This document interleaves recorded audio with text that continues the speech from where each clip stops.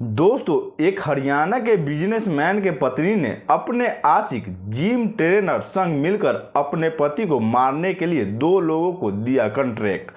दोस्तों, यह कहानी हरियाणा के रहने वाले हाई प्रोफाइल बिजनेसमैन योगेश बदरा की है। इस कहानी में योगेश बदरा की इस प्रकार मर्डर किया गया था कि इस केस को सुलझाने के लिए योगेश बदरा के पिता को प्राइवेट डिटेक्टिव रखना पड़ा था। नमस्कार, आदाब, प्रणाम। मैं गुड्डू कुशवाहा आपका स्वागत करते हैं हमारा चैनल A.G क्राइम में और आप देख रहे हैं सच्ची घटना की एक नई एपिसोड के साथ एक नई कहानी। चलिए पूरी कहानी को आपको बताते हैं थोड़ी विस्तार से। दोस्तों, हुड्डा सेक्टर 17 के रहने वाले योगेश बदरा की मौत 17 मई 2016 को हुई थी, लेकिन यह मर्डर नहीं था। योगेश का नॉर्मल मौत नहीं हुई थी, उसका मर्डर हुआ था और योगेश के मर्डर करने में 4 लोग शामिल थे, जिसमें सबसे बड़ा नाम उसकी अपनी धर्म पत्नी प्रियंका का था। प्रियंका जिम जाती थी और जिम में ही प्रियंका को अपने ट्रेनर से प्यार हो गया था।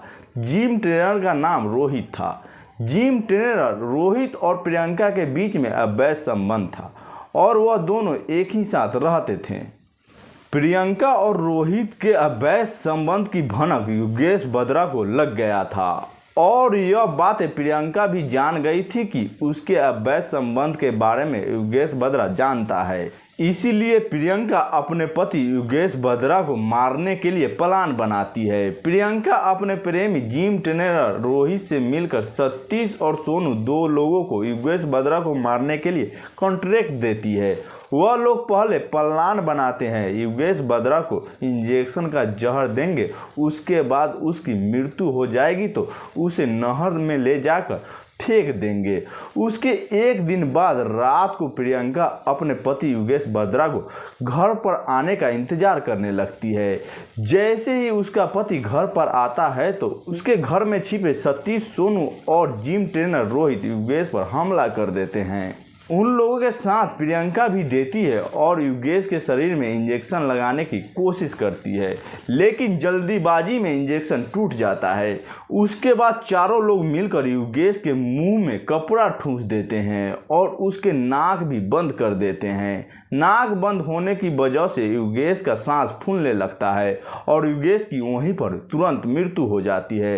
योगेश की मृत्यु हो जाने के बाद प्रियंका अपने ससुर यानी सुबेश बदरा के पास कॉल करती है और कहती है कि योगेश की साइलेंट दिल की दौरा पड़ने की वजह से मृत्यु हो गई है। योगेश के पिता सुभाष बदरा अपने बहू यानी प्रियंका के बातों पर यकीन कर लेते हैं और योगेश के बिना पोस्टमार्टम कराए हुए अंतिम संस्कार कर देते हैं।